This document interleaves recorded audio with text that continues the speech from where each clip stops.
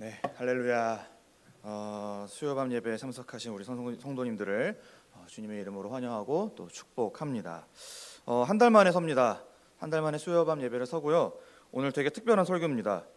왜냐면은 오늘 새벽이죠. 오늘 새벽에 써놓았던 설교문이 날라가가지고 컴퓨터 파일이 그래서 복구하느라고 정말 하루 종일 애를 썼던 설교입니다. 그래서 너무 특별한 설교인데 오늘은 부활의 증거와 증인들이라고 하는 제목으로 고린도전서 15장의 말씀을 함께 나누고자 합니다. 사실 제가 수요밤 예배 때 성도님과 나눴던 내용은 복음에 대해서 나누었죠. 성경에서 말하는 복음이 무엇이냐, 특별히 이 복음이라고 하는 것은 우리가 하나님 나라를 중심으로 이해할 필요가 있다라는 점을 살펴봤고, 그래서 우리가 먼저는 좀 작년에 살펴봤던 내용을 크게 간략하게 살펴보고, 그리고 오늘 본문을 좀 시작해 보려고 합니다. 복음을 우리가 다룬다, 복음을 말한다 했을 때 맨 처음에 말할 내용은 이런 것이죠. 하나님께서 태초에 천지, 근데 그 천지는 바로 하나님 나라였고, 그래서 하나님께서 태초에 하나님 나라를 창조하셨다라고 하는 것부터 복음이 시작이 됩니다.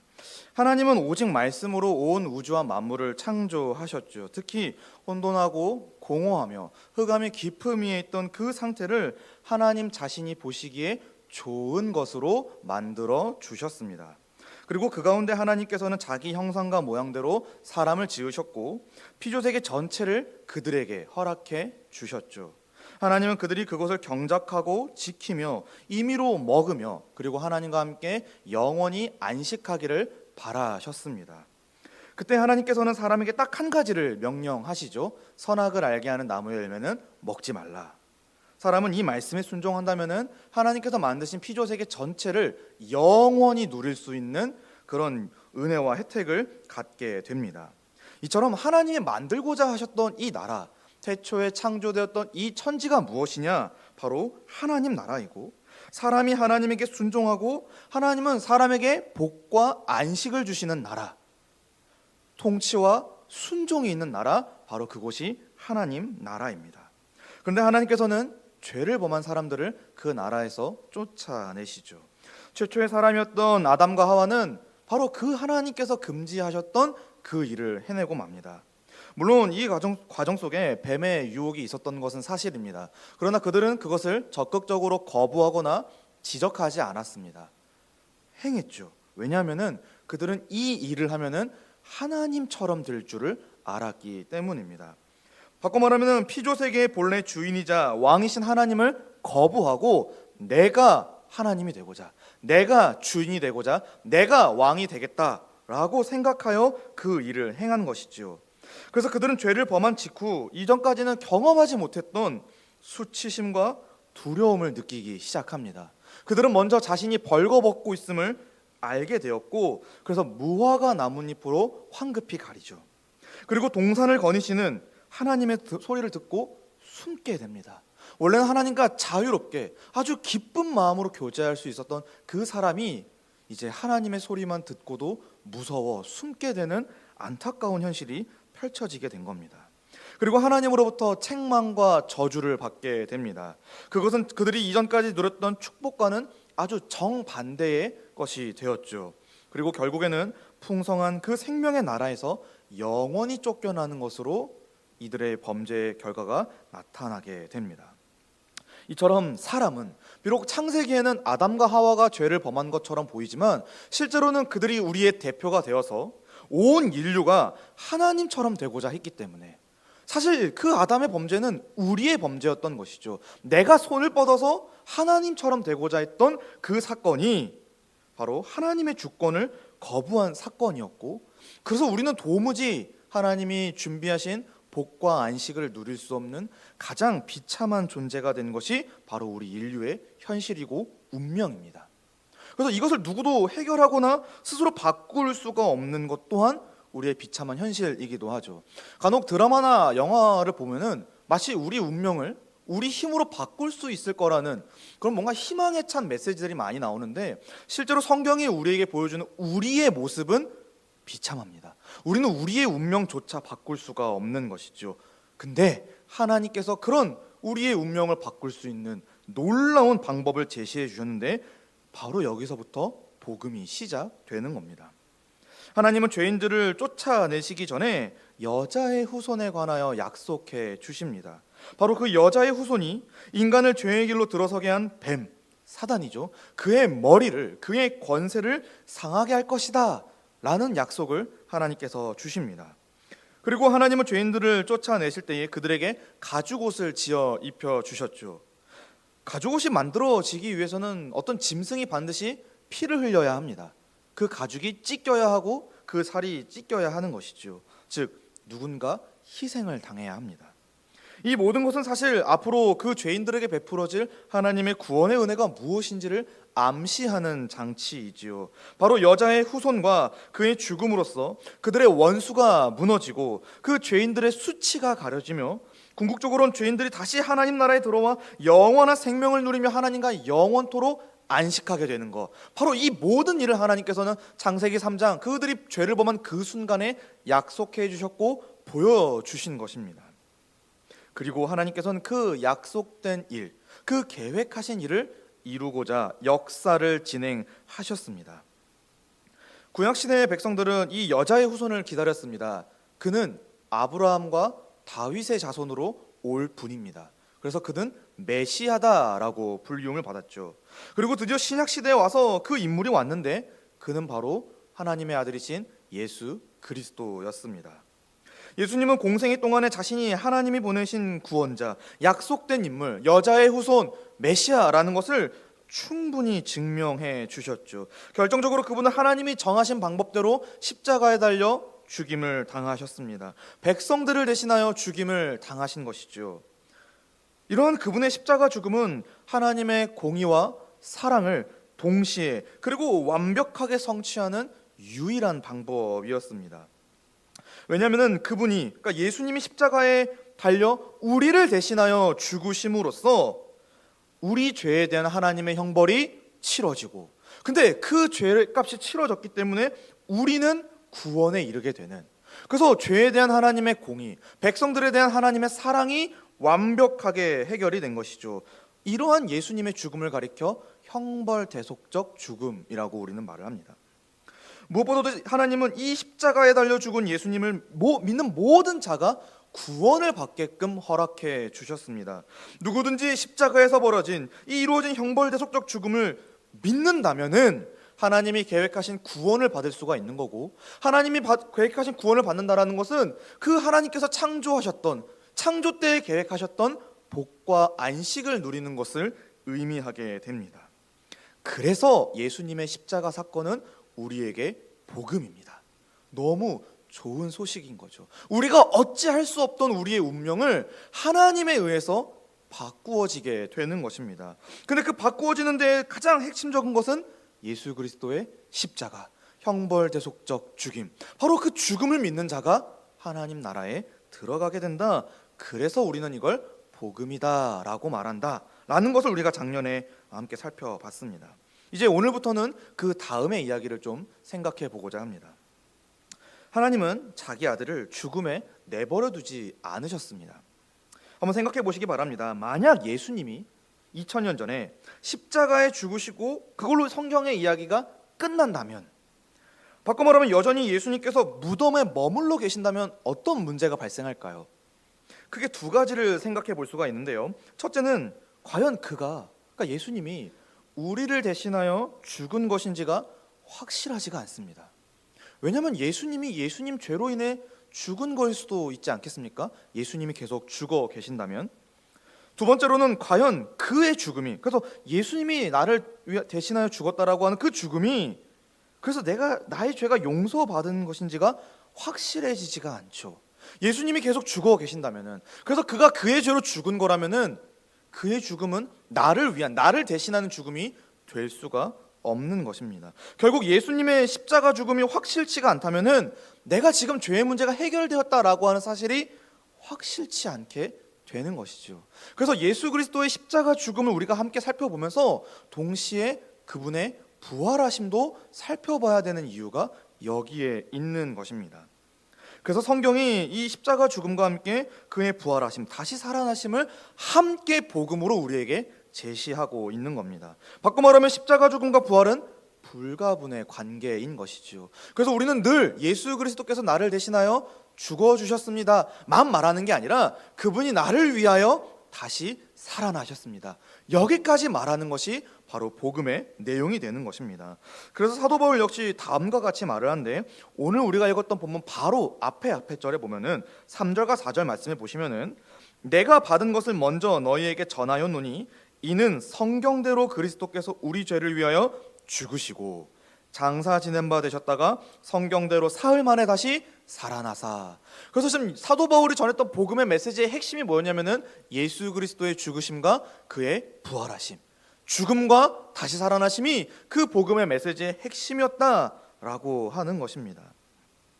한편으로 성경이 말하는 이 예수님의 부활은 단지 사람들의 필요에 따라서, 그러니까 1세기에 그 몇백 년 전에 살았던 그 사람들이 뭔가 종교적인 이유 때문에 우리 교회를 유지시키기 위해 만든 어떤 그런 허구의 이야기가 아니라 명백한 증거와 증인들이 있는 역사적 사실이다 라는 데에 우리가 이해를 하고 있어야 하는 것입니다.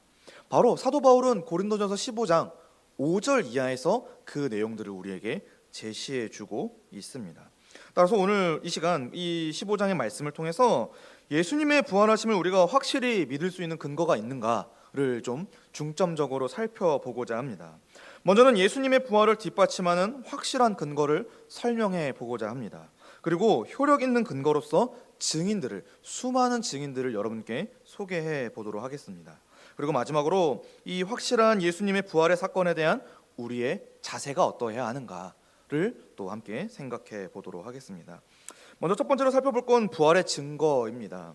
예수님이 부활하셨다는 데는 결정적인 증거가 있죠.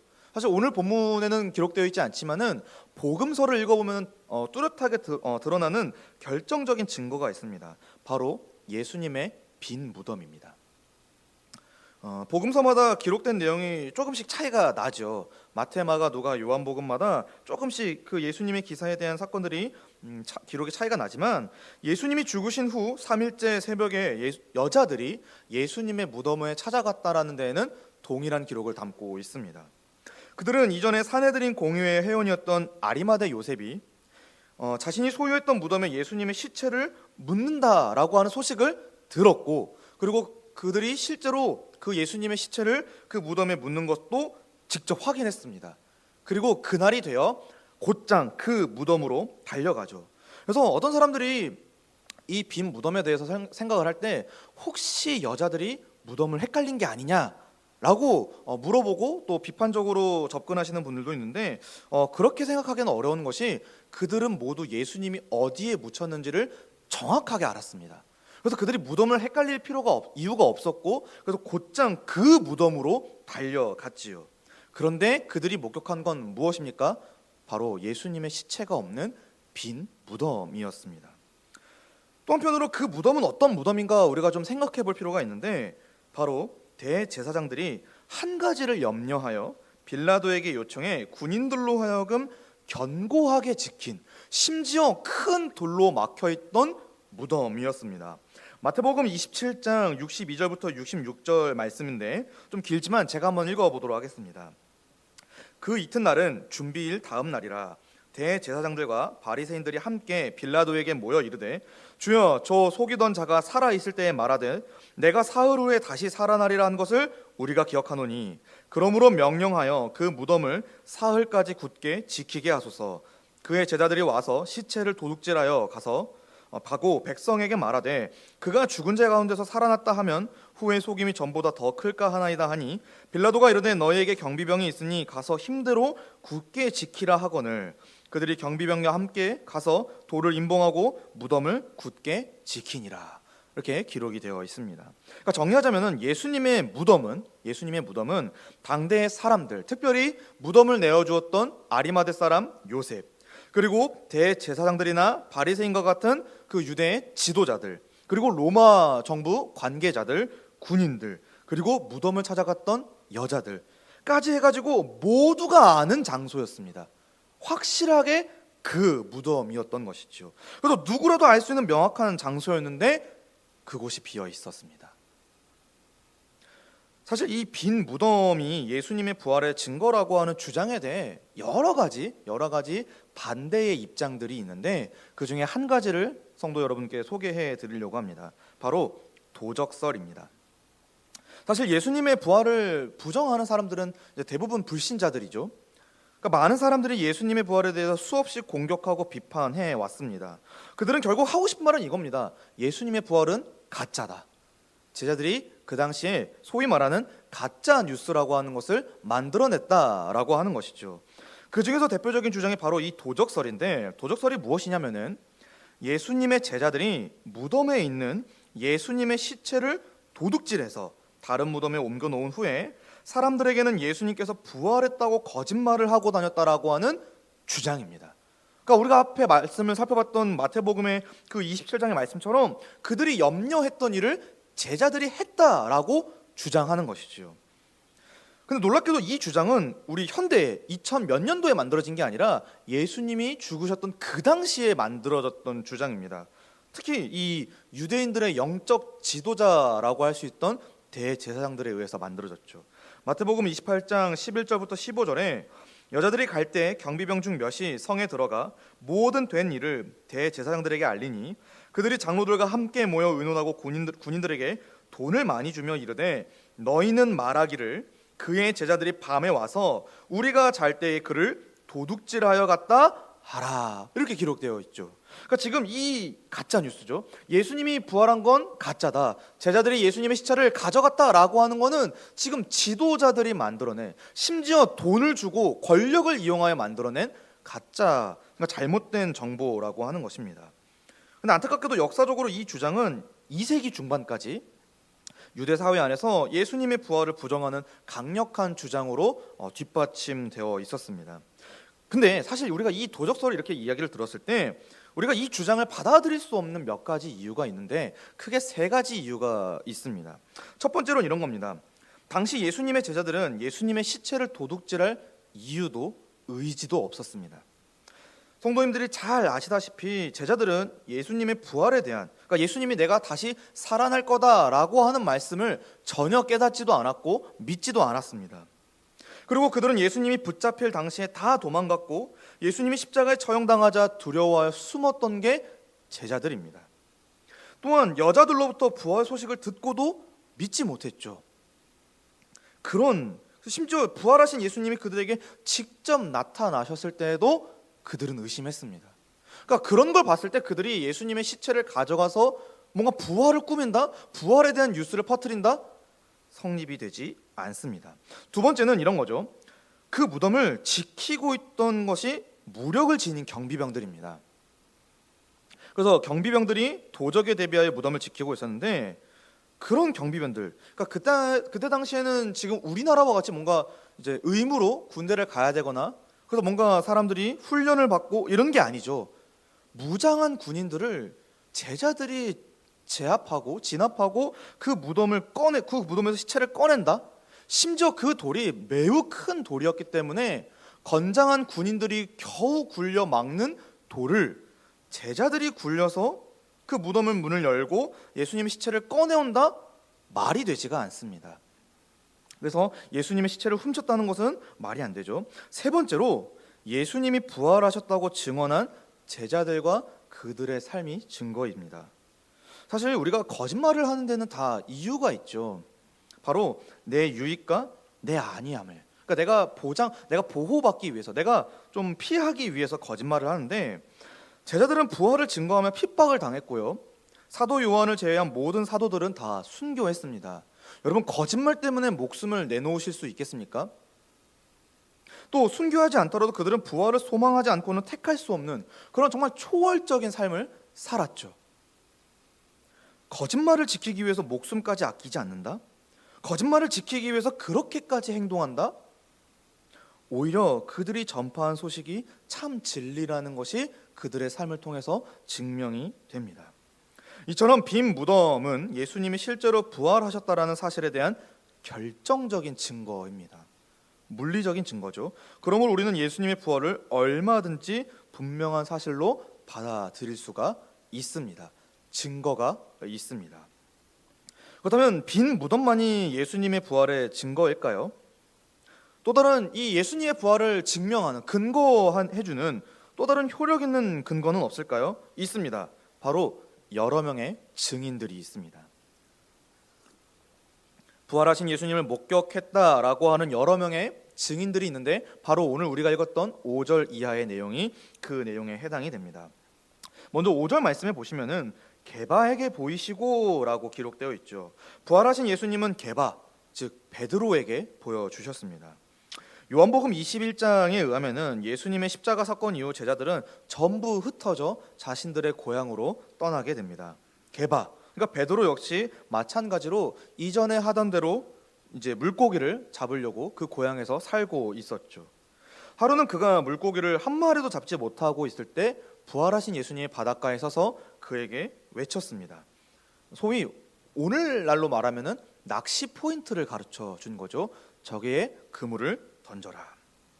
그는 예수님의 말씀대로 그물을 던져 많은 물고기를 얻었고 그때에 비로소 그분이 나에게 그물을 던지라고 말씀하신 그분이 자신이 사랑했던 주님이라는 사실을 깨닫게 됩니다. 그래서 요한복음 21장 7절에 예수께서 사랑하시는 그 제자가 베드로에게 이르되 주님이시라 하니 시몬 베드로가 벗고 있다가 주님이라 하는 말을 듣고 겉옷을 두른 후에 바다로 뛰어 내리더라. 그러니까 예수님을 이제 알아보고 가게 된 것이죠. 바로 부활하신 예수님께서 게바 베드로 앞에 나타나 주신 것입니다. 5절을 또 다음을 보시면 게바에게 보시고 그 후에 12제자에게 와. 그러니까 지금 부활하신 예수님은 게바 개인에게뿐만이 아니라 12제자 모두에게도 자신의 부활을 보여주셨습니다. 제자들은 예수님께서 십자가에서 돌아가신 후에 마가의 다락방에 함께 모여 있었죠. 근데 당시 그들은 두려움에 가득 차 있었는데, 왜냐하면 유대인들이 예수님을 죽인 것처럼 자신들도 해할까봐, 자신들도 죽일까봐, 그러니까 그런 걸 알고 있었기 때문에 두려워하고 있었습니다. 그래서 방의 모든 문을 걸어 잠그고 숨죽이고 있었던 것이죠. 그때 부활하신 예수님께서 두려워하여 모여있던 제자들 한가운데에, 이해가 되십니까? 이 예배당 지금 문이 닫혀져 있는데 이 한가운데에 부활하신 예수님이 나타나셔서 제자들에게 말씀하시죠. 너희에게 평강이 있을지어다. 그리고 예수님께서는 그 후 40일 동안 제자들에게 부활하신 모습을 여러 번 나타내 주셨고요.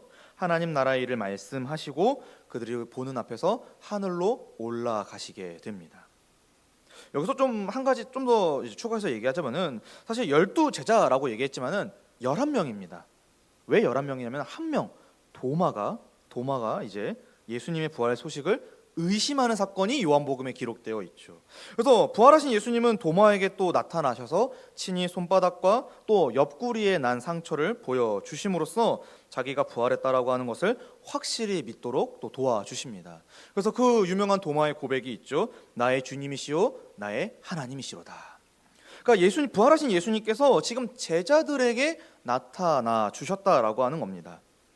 그리고 6절 말씀에 보시면은 그 후에 500여 형제에게 일시에 보이셨나니 그 중에 지금까지 대다수는 살아있고 어떤 사람은 잠들었으며 라고 기록되어 있습니다.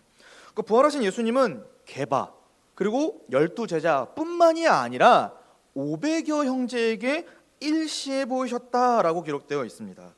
지금 여기서 바울이 말하는 이들, 그러니까 500여 형제가 정확하게 누구인지는 우리가 성경에 가르쳐주지 않고 있습니다. 그러니까 그런데 분명한 사실은 500명 이상이 되는 사람들이 부활하신 예수님을 일시에 동시에 다 함께 봤다라고 하는 것이죠. 그래서 예수님의 부활 이 소식은 어떤 소수의 목격자들이 만들어낸 그런 과장해서 포장된 어떤 허황된 이야기가 아니라 공공연한 사실이다라고 바울이 기록을 하고 있는 것입니다. 더욱이 그들 중 대다수는 지금 바울이 고린도 교회에 편지를 쓰고 있을 이 당시까지도 살아 있었습니다.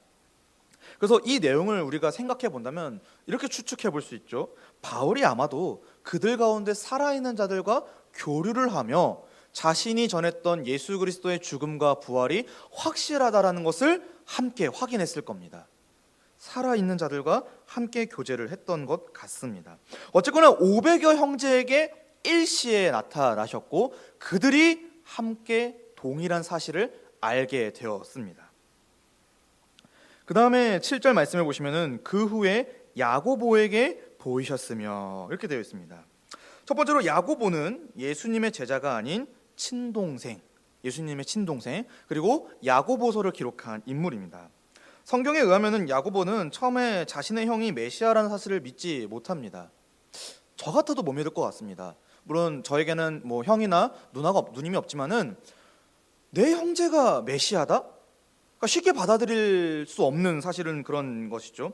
그러나 야고보는 부활하신 예수님을 목격했고 그 이후로 변화된 모습을 보이게 됩니다. 그래서 야고보서를 기록할 만큼의 그런 믿음을 갖게 되지요. 그 다음에는 그 후에 모든 사도에게와라고까지도 기록되어 있습니다. 여기서 모든 사도란 예수님이 직접 선택하여 부르신 12명의 제자들, 우리가 알고 있는 그 베드로를 비롯한 12명의 제자들 말고도 사도들을 가리킵니다. 그럼 이렇게 설명을 들을 때 우리 성도님 의문이 들죠. 우리가 아는 사도는 그 12명, 그러니까 정규 사도가 전부인데 뭐 여기 플러스 1을 하면 사도 바울이 더 있겠죠. 그럼 모든 사도라고 했을 때 이 사도들은 누구냐? 라는 의문이 들 수 있는데, 그래서 또 다른 사도들이 존재했는가? 물론 신약 성경에서 말하는 사도들은 대부분 우리가 알고 있는 그 정규 사도들입니다. 12명의 사도들, 그리고 이방인 선교를 위한 사도 바울이죠. 다만 1세기에는 이들 외에도 사도라고 불린 사람들이 몇 있었던 것을 성경에서 우리가 확인할 수가 있습니다. 예를 들어서 야고보서를 아까 기록했던 우리 야고보, 예수님의 동생 야고보도 사도라고 불립니다. 갈라디아서 1장 19절에서요. 그리고 바울의 동역자 바나바 역시도 사도라고 불립니다. 사도행전 14장 14절에 나오게 되는데, 이처럼 이 사도라고 하는 게 뭐냐 했을 때 예수님의 부름을 받아 교회에서 예수님이 주신 권위로 복음을 전하고 가르쳐 교회를 섬겼던, 교회를 세웠던 수많은 지도자들을 사도라고 불렀던 것 같습니다. 그들의 공통점은 바로 부활하신 예수님을 목격했다라고 하는 것이지요. 결국 지금 오늘 우리가 읽었던 이 5절부터 또 이 7절까지 하고 싶은 얘기는 바울이 증인들이 있다라고 하는 겁니다. 예수님의 부활을 분명하게 봤던 증인들이 있다. 그리고 이제 8절에서 자기에 대한 진술을 해 나가고 있습니다. 바로 부활하신 예수님께서 사도 바울에게까지 자기의 부활을 보여주신 것이지요. 바울은 자기를 맨 나중에 만삭되지 못하여 난 자, 그리고 사도 중에 가장 작은 자로 여깁니다. 왜냐하면 그는 과거에 하나님의 교회를 박해했던 경력이 있기 때문이죠. 하지만 그는 하나님의 뜻을 따라 그리스도 예수의 사도로 부르심을 받아 자신이 목격하고 전해 들은 바 그 복음을 전파하는 일을 감당하게 됩니다. 어떻게 그가 이렇게 바뀔 수 있었을까요? 교회를 핍박하고 박해하며 정말 성도들을 옥에 가두면서 또 스데반의 죽음을 마땅히 여겼던 그가 어떻게 이 예수님에 관하여 증언할 수가 있게 되었을까요?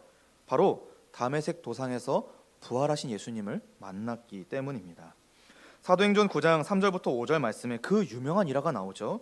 사울이 길을 가다가 다메섹에 가까이 이르더니 호련히 하늘로부터 빛이 그를 둘러 비추는지라 땅에 엎드려져 들음에 소리가 있어 이르되 사울아 사울아 내가 어찌하여 나를 박해하느냐 하시거늘 대답하되 주여 누구시니까 이르시되 나는 내가 박해하는 예수라. 그러니까 지금 사도 바울마저도 부활하신 예수님을 목격한 것입니다. 사실 이렇게 사도 바울이 예수님을 목격한 것, 사도 바울에게 계시의 빛이 비추어진 것은 모두 바울을 향한, 그리고 더 나아가서는 이방인들을 위한 하나님의 은혜였던 것이죠. 바울은 이 놀라운 은혜를 받은 이후에 그것을 헛되이지 않게 하기 위해 복음을 전하는 일에 모든 사도보다 더 많이 수고하였다라고 10절에 기록을 하고 있습니다. 결국 10절까지 또 내용을 정리해 본다면은 지금 예수님의 부활을 목격한 사람이 많습니다. 한 명, 두 명도 아니고 많습니다. 최소 500명 이상이 되겠죠. 아까 500여 형제들이라고 했으니까. 그러니까 여러 사람이 지금 예수님의 부활을 목격했고, 그리고 그들이 여러 지역, 더 넓은 지역으로 흩어지며 그 소식을 전하게 되는데 그 사건들이 사도행전에 기록되어 있습니다. 그래서 우리가 사도행전에서 발견할 수 있는 어떤 큰 이야기의 흐름이 있다라고 한다면은 예수 그리스도를 믿어 성령을 받은 자들이 예루살렘과 유대와 사마리아와 땅끝까지 이르러 예수님의 증인이 되는 이야기이지요. 물론 그 과정에서 외부의 박해와 핍박이 있고요, 또 내부의 어떤 모순과 부패를 겪기도 하지만 결국 하나님의 복음이신 예수 그리스도, 그분이 우리를 대신하여 죽으신 것과 우리를 위하여 다시 살아나셨다라고 하는 그 진리가 온 땅에 전파되기 시작합니다. 그 결과가 무엇이냐면은 사도행전 9장 31절, 우리 동산교회 이번 표 말씀이기도 하죠. 바로 온 유대와 갈릴리와 사마리아와 교회가 평안하여 든든히 서가고 주를 경외함과 성령의 위로로 진행하여 수가 더 많아지니라. 바로 그들이, 그 목격자들이, 그 증인들이 여러 지역에 흩어져서 예수 그리스도에 관하여 그분이 우리를 대신하여 죽었고 우리를 위해 다시 살아나셨다라고 하는 그 증언을 해 나감으로써 온 땅에 예수 그리스도를 아는 지식이 편마해지게 된 것입니다. 더 나아가 목격자들은 단순히 증언했을 뿐만이 아니라, 그러니까 말했을 뿐만이 아니라 자신들이 말하고 다녔던 그 내용을 글로 기록을 했습니다. 그것이 오늘 우리가 듣고 읽고 지금 보고 있는 이 성경이지요. 비록 당대에 부활하신 예수님을 목격한 사람들은 모두 지금은 주 안에서 잠자고 있죠. 그러나 하나님은 그들의 증언을 사용하시기로 하셨습니다. 그들이 전하였던 말을 사용하시기로 하셨고, 그래서 그들의 증언을 온전하게 글로 보존해 주셨으며, 지금도 그들의 증언, 보존된, 기록된 이 증언들로 많은 사람들을 하나님 당신에게로 돌아오는 놀라운 역사를 지금도 펼쳐가고 계시는 중입니다. 오늘 이 글을 읽고 있는 우리도 증인들이지요. 그 증인들에 대한 증인들, 그 사실에 대한 증인들, 이 시대에 예수님에 관하여 증언을 하도록 부르심을 받은 또 다른 증인들이 바로 저와 여러분인 것입니다. 바로 우리가 이 성경을 통해 그 증언들을 확인하고 있는 것이지요. 더욱이 예수님의 십자가 죽음과 부활을 믿어 변화된 우리의 삶, 이제 더 이상 나를 위해 살던 게 아니라 하나님을 위해 살고 어떻게든지 이웃을 살기 위해 내가 가진 것을 모두 포기하면서까지 하나님을 사랑하고 이웃을 사랑하려는 우리의 변화된 모습, 우리 공동체의 모습, 이것이야말로 복음의 능력과 지혜를 증명하는 수단이고 증거가 되는 것입니다. 우리를 통해 정말 예수님이 우리를 대신하여 죽으신 것과 우리를 위해 부활하셨다라고 하는 그 사실이 우리를 통해 보여지게 되는 것이지요. 이런 측면에서 저는 비유하자면은 사도행전이 끝나지 않았다고 말하고 싶습니다. 바로 오늘 우리를 통해 성령의 사람들의 이야기, 그 사도행전이 지금도 진행되고 있는 것이죠. 바로 저와 여러분, 우리 성도님들이 그 사도행전의 또 다른 주인공들이 되어가고 있는 것입니다. 그러므로 우리는 이 말씀을 기억하고자 합니다. 히브리서 12장 1절과 2절 일부분을 제가 인용하는데요. 이러므로 우리에게 구름같이 둘러싼 허다한 증인들이 있으니 모든 무거운 것과 얼매이기 쉬운 죄를 벗어버리고 인내로써 우리 앞에 당한 경주를 하며 믿음의 주요 또 온전하게 하시는 이인 예수를 바라보자. 바로 우리가 바라보는 그 예수 그리스도를 바라보는 증인들이요, 그 예수 그리스도를 바라볼 수 있도록 도와주는 증거가 되는 것입니다. 말씀을 맺도록 하겠습니다. 오늘 우리가 읽었던 본문 11절을 우리 다 함께 읽었으면 좋겠습니다. 오늘 우리가 읽었던 15장 11절 말씀을 우리 다 함께 한 목소리로 읽어보도록 하겠습니다. 시작. 그러므로 나나 그들이나 이같이 전파함에 너희도 이같이 믿었느니.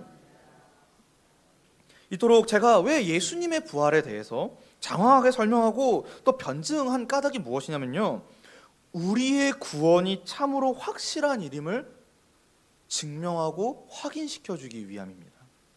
만약 예수님의 부활이 분명한 역사적인 사실이라면, 정말 그것이 실제로 이루어진 일이라면 그분의 죽음 역시도 분명한 사실이 되겠죠. 그럼 그분이 분명히 나를 대신하여 또 우리를 위하여 죽으시고 살아나셨다는 게 사실이라면 우리 역시도 분명히 구원받은 것이 되는 것입니다. 비록 세상은 어떻게든지 예수님의 죽음과 부활 소식을 우리로 하여금 깨닫지도 믿지도 전파하지도 못하게 방해하지만 우리는 성경이 말하는 것이 사실이고 정말 100% 온전하게 신뢰할 수 있는 진리라고 믿으며 살아가야 합니다. 성경은 하나님의 말씀이고 진리입니다. 우리는 그 진리에 대한 증인들이요 증거가 되어야 하는 것이죠. 새해를 시작하는 첫 달입니다. 이미 새해가 시작된 지 2주가 지나갔지만 그럼에도 오늘 우리가 이 말씀을 적용해 본다면, 새해를 시작하는 이 1월 가운데 우리를 한번 살펴본다면 어떤 것들을 우리가 적용할 수 있을까요? 무엇보다 저는 성경이 말하는 바 예수 그리스도께서 우리를 대신하여 형벌대속적 죽임을 당하시고 사흘 만에 부활하셨다라는 것을 더욱 분명하게 믿어야 될 것 같습니다. 이것에 대한 이해와 믿음이 조금이라도 모호하거나 흔들려서는 안 됩니다. 물론 간혹 성경에 대한 이해와 믿음이 주저앉을 때가 있죠. 그것 자체를 우리가 뭐라 할 수 없지만은, 혹여나 우리가 작년에 그렇게 모호한 이해, 좀 불투명한 믿음을 가졌더라면은 이제 올해에는 확실한 믿음을 추구해야 합니다. 분명하고 또렷한 이해를 추구해야 하는 것이죠. 과연 예수 그리스도의 죽음과 부활이 분명한 역사적 사실인지, 과연 그 사건에 대한 믿음이 우리를 구원에 이르게 하는지 등 성경에 나타난 하나님의 진리를 아주 또렷하게, 십자가가 우리 눈에 밝히 보일 정도로 알아가는 일에 우리 모두가 힘써야 하는 것입니다. 바로 그럴 때 우리 교회가 평안하여 든든히 서가고 부흥하게 되는 것입니다. 한편으로는 개인적으로, 공동체적으로 성경을 알기 위해 힘쓸 필요가 있습니다. 그런데 저는 여기서 한 가지 더 말하고 싶은 것은, 동시에 우리가 알고 믿는 것을 아직 그리스도 안에 속하지 못한 자들에게도 전파해 줘야 된다고 생각합니다. 우리가 증인이고 우리가 증거라면 전하는 것이 우리의 또한 역할이 되는 것이죠. 사도들을 비롯한 수많은 증인들이 자신들이 목격하고 전해 들은 것을 전파했듯이, 심지어 그 일을 위하여 목숨을 걸었듯이 오늘 우리도 어때야 됩니까? 예수 그리스도를 전파하기를 부단히 힘써야 합니다. 때를 얻든지 못 얻든지 정말 기회가 있는 대로 세월을 아끼면서까지 예수 그리스도를 전파해야 하는 것이지요. 우리 안에서만 진리가 머무는 것은 안 됩니다. 물론 우리 안에 진리가 이미 들어와야 되겠지만은 우리 안에 있는 진리가 또한 밖으로 전파되어야 합니다. 따라서 이번 한 해에는 진리에 대한 더욱 큰 확신을 갖고 주어진 자리에서 담대하게 전도하시는 우리 성도님들 되시길 바랍니다. 그래서 동산교회가 정말 이 죽으시고 다시 살아나신 예수 그리스도의 증거요 증인들이 되기를 예수님의 이름으로 간절히 축복합니다. 하나님 아버지, 감사합니다. 오늘 말씀을 통하여서 예수 그리스도의 부활을 우리가 믿을 수 있는 이유와 근거들을 살펴봤습니다. 하나님께서 우리에게 너무나도 귀한 증거와 증인들을 허락해 주셨습니다. 무엇보다도 이 진리를 믿을 수밖에 없는 가장 확실한 증거인 성경과 또 성령을 우리에게 보내어 주시니 참으로 감사드립니다.